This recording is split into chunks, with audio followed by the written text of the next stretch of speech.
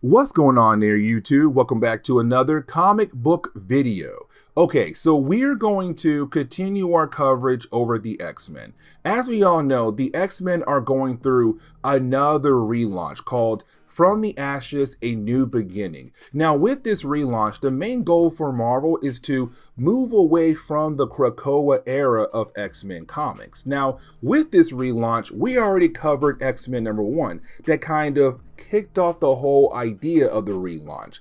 But now it's time for us to sit down and talk about another X team, and that would be X-Force. But here's my problem with this book. You see, for me, it does not feel like an actual X-Force book. You see, when you say X-Force, I am thinking of a team of X-Men characters coming together and going to war against their enemies. But the problem is, this book right here, our heroes are not really going to war. And you see what I mean as we go through today's video, but it kind of felt like for Marvel, they wanted another X-Men team out there, but with a different name. A name that carries a lot of weight. A name they know that can bring a huge fan base over to read the book. And of course, that would be X-Force. But let's go ahead and dive into today's video.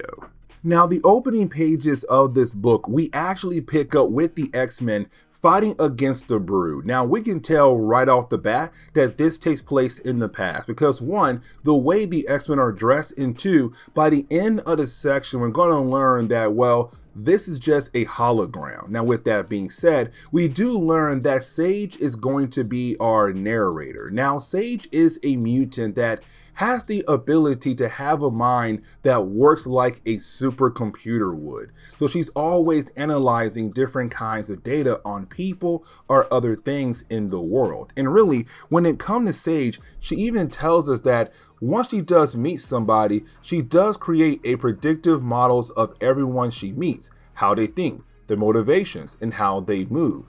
And so she learns a lot of things about different people, but the one person she cannot figure out is Forge. And so now we kind of shift our focus onto Forge, but we do learn that it was Forge who was watching the hologram of the X-Men in the past fighting against the Brood. Now, with that being said, you have Forge be interrupted by one of his robots because we do learn that Forge is currently working on a new kind of project, and he thought it would take 24 to 36 hours for his robots to be able to collect all the different components for this actual project. But you have his robot tell him, like, dude, you've been in this room for 36 hours. So technically, yeah, you were right. It would have taken me 24, 36 hours to get everything going, but that time had already passed. So now it's time for us to go outside and finish your project.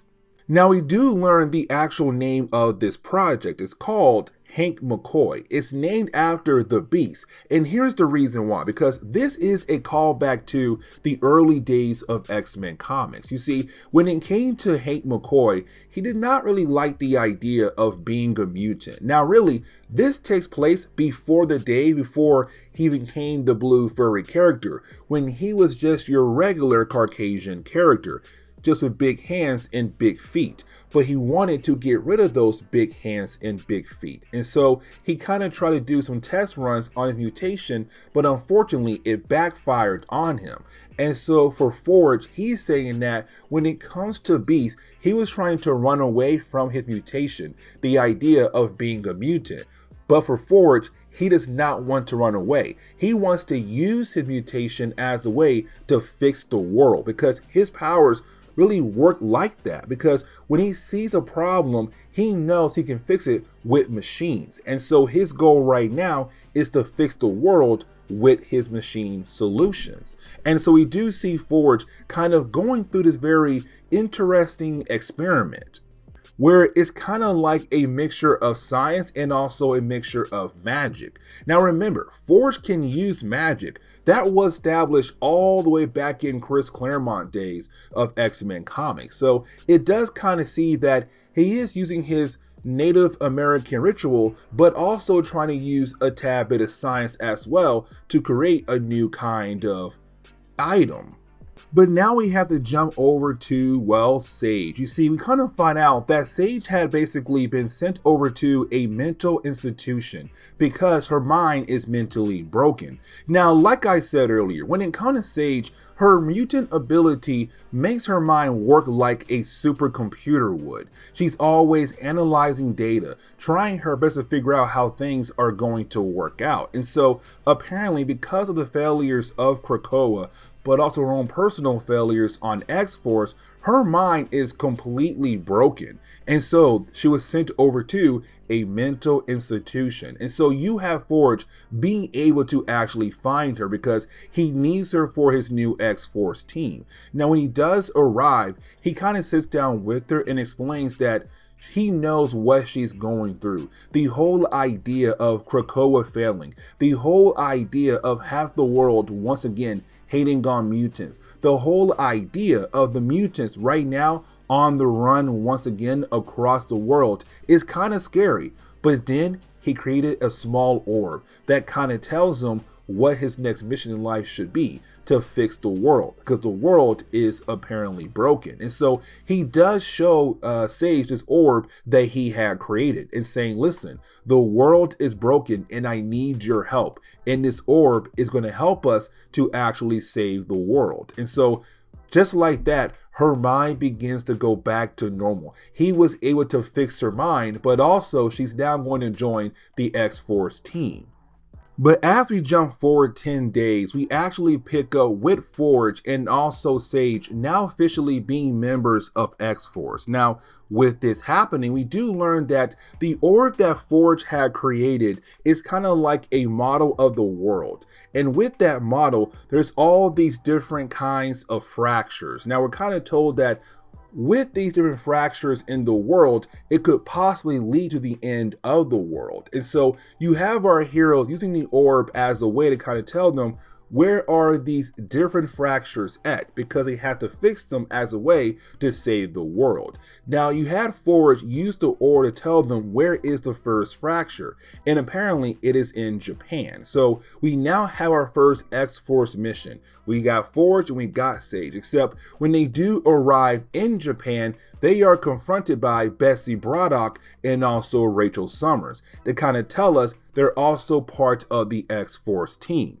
But now we get a flashback that takes place 4 days prior from the day in Japan, where we see Forge and also Sage being able to recruit Betsy Braddock and also Rachel Summers. Now, a quick reminder, now I do know some fans out there truly do not like the idea of these two characters dating, but Betsy Braddock is officially dating Rachel Summers in X-Men comics at this point in time in Marvel. But either way, you do have Betsy and also Rachel agreeing to work with Forge. Now, we do learn that the actual orb that Forge is using is called the Analog. Now, apparently, the Analog does show all these different fractures across the world, and these fractures are going to be like crisis points. They have to go there to handle those issues before the fracture gets worse. And so for Forge, it was kind of a way to say, we have different missions across the world that we have to handle. And our first mission, the first fracture in the world, this crisis,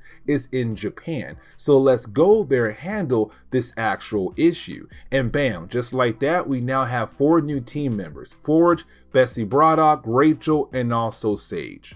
But getting back over to the present day, we do pick back up with our heroes arriving in Japan, this town in Japan, except when they do arrive at this location, they can't find anybody at all. Now for Rachel, she tells us that she does detect the minds of hundreds of people, but the problem is, nobody is here. The power is also out as well. And on top of that, there's a bunch of random goop around in this area. Now for Sage, she tells the team, don't touch the goop until I'm able to figure out what kind of goop it is. But either way, you do have our heroes just trying their best to find any survivors at all. Now for Sage, she was able to realize that there are some people hiding behind a particular door. And as soon as you have Sage open the door up, a bolt of energy just shoots right out the door, almost hitting our team. And that bolt of energy came from Surge, a member of the X-Men, or a ex-member of the X-Men. Now, when it comes to Surge, she has the ability to absorb all kinds of electricity around her. And once she's able to absorb enough electricity, she's also able to shoot it back at people. But on top of that, she's able to give herself superhuman speed as well. Now, for Surge, after the whole idea of Krakoa, she had decided to come back home. Except when she did, well, this mess happened. She said, this goop right here you're seeing belongs to a certain kind of creatures, and these creatures begin to, well, eat people in their path. And she tells the team do not touch the actual goop at all. But while telling the team that information, well, you have the goop begin to come back to life once again, and the goop begin to turn to creatures who are trying to attack our heroes. Now for Forge, he realized they might need some extra help with this mission, and so he tells another character known as Tank to go ahead and bring in Deadpool. Now, two things. One, Deadpool is not technically joining the team, and two, when it comes to Tank, he's a brand new character that we have to learn about in later books down the road. Now, the reason why I say Deadpool is not officially joining the X-Force team is for two reasons. One, because, well, you have Force tell us that he only paid Deadpool enough money to help out with certain kinds of missions, and that's really it. Deadpool is no way going to be on X-Force after this book right here, but also because, well, this book came out around the same time as Deadpool and Wolverine came out in the movie theaters. So it's kind of Marvel saying we're trying to get those folks who watch the movies to come over and read our books as well. But either way, you do have Deadpool arrive with a new character known as Tank. But for our heroes, they do realize two things about these creatures. First is that these creatures are an actual challenge for our heroes. And two, these creatures are trying to migrate east towards a certain location. And we do learn that these creatures are correlating into one singular being, a huge version of the creature, a huge big monster. Now, we do learn that this is the actual fracture in this area, the actual crisis in this area. Now, you have Sage being able to tell us a whole lot more about this actual creature. First is that we do learn that this creature is from the Fujikawa Research Group, a small part of Essex Holding Corporations, of course, a company that's being run by, well, Mr. Sinister. But we do learn that the company has been splicing mutant genetics with alien biomes to produce hybrid organic weapons. This one had clearly broke out of its containment. Now, when it comes to this creature, it's kind of like a fungoid. It's continuing to eat all animal matter in its path to rapidly add to its own mass. Unchecked, this thing can go on consuming and consuming until, well, the whole entire world is dead. So this is a major crisis, but we do learn that Forge does have a game plan, and that game plan is actually, well, Deadpool. You see, Forge realized that for the creature to be able to add on to its own mass, it has to continue to feed on animal matter. Well, Deadpool is kind of like a cancer pill because of Deadpool's healing factor. With his healing factor, the creature will be unable to properly feed on Deadpool because, well, Deadpool's healing factor just continues to regrow all of his lost limbs. And so for Forge, he's saying, Deadpool, you are technically a cancer pill for this creature. It cannot completely finish you off. You're basically going to be used as a way to starve this creature to death. And so you might be in there for like, 2 to 3 days, but at least you are saving the world. Now, you have Forge say, hey guys, we got to move on to our next mission. And their next mission takes place over in Wakanda. So the next issue is going to be X-Force going up against the Black Panther. But this is where we are going to end today's comic book video. So please leave me a like down below and subscribe. Also, if you have any suggestions on books I should read, well, please let me know in the comments below, because you never know, your suggestion could be a future video down the road. But guys, see y'all next time. Later.